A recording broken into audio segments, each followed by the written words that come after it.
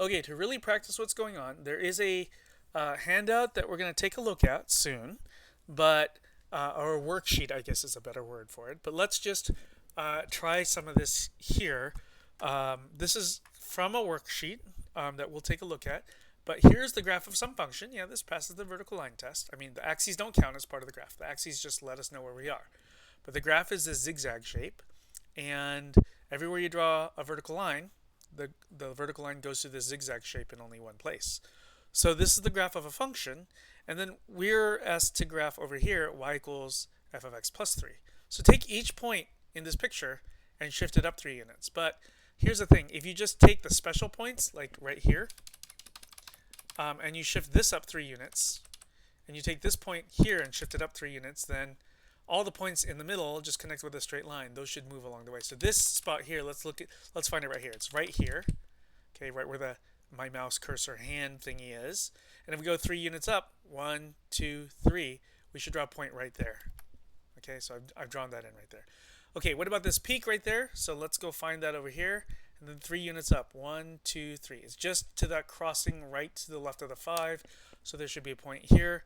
Take this point that's here, right down here. Go up 3 units, draw a point, should be right there.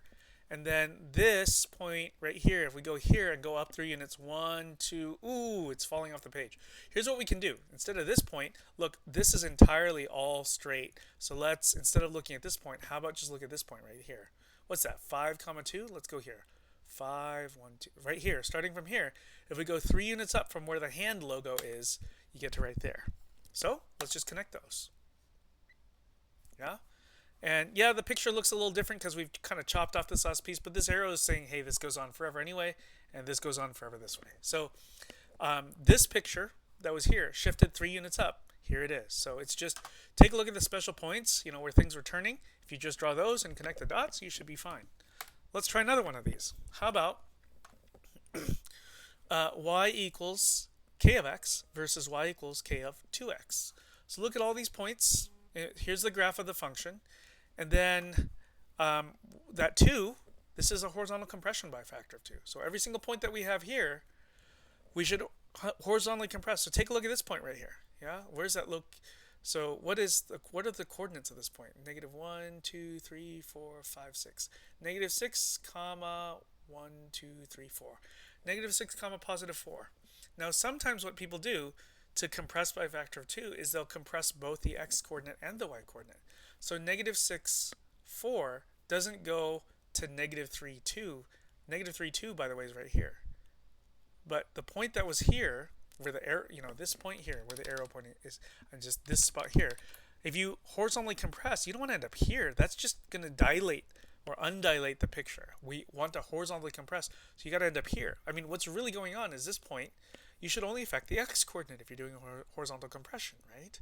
So instead of being at negative 6, comma positive 4, keep the positive 4 for the y value, but negative 6 for the x value to compress that, compress horizontally, divide negative 6 by 2 and you get negative 3. So negative 1, negative 2, negative 3, and then still y is 4. 1, 2, 3, 4. There ought to be a point that's drawn right here. So let's do that. Okay, what about this point right there? Let me just find it right here. I'll just leave it where the hand is.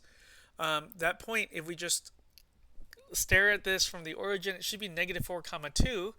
And then if you horizontally compress, you only affect the x coordinate. So you should end up at negative 2, comma 2. Still the y coordinate is 2, right? So you notice that the new point that was just drawn in, this point that was drawn in, y coordinate is still the same. So it's still at the same height. And visually look at it. Look at where the hand is, right here. Look at that new point that was drawn here. And look at how the hand is, like, see, the new point is like half the distance to the goal. You get what I mean? Like from here to where the y-axis is. From where the hand is, if you want to walk to the y-axis, you go straight to the right, and halfway there is this point right here. So that's a horizontal compression by a factor of 2. Okay, so that's this special point. Let's take this point right here, 2, 2, right? This point. Well, that goes to 1, 2, right? Because you only affect the x coordinate. What about this point here? It's 4, comma 5. Let's go find that right there. So 4, comma 5 goes to 2, comma 5 in the compressed picture. Finally, how about this point right here? I think this is 6, comma negative 3. Let's find it right there. So affect just the x-coordinate. Horizontally compressed means just affect the horizontal coordinate. So instead of an x-coordinate of 6, we have an x-coordinate of 3, but the y-coordinate remains the same. So notice the point here is drawn at the same height as where the hand is located. So take these points and just connect them. And we'll just draw the little arrow symbols. And here's the thing. This really is correct, because take a look at this picture. If you were to push this part, push in this way, push in that way, it really looks like this. We've left the y-coordinates alone. If we had divided by 2 on the y-coordinates as well, the picture would look rather different.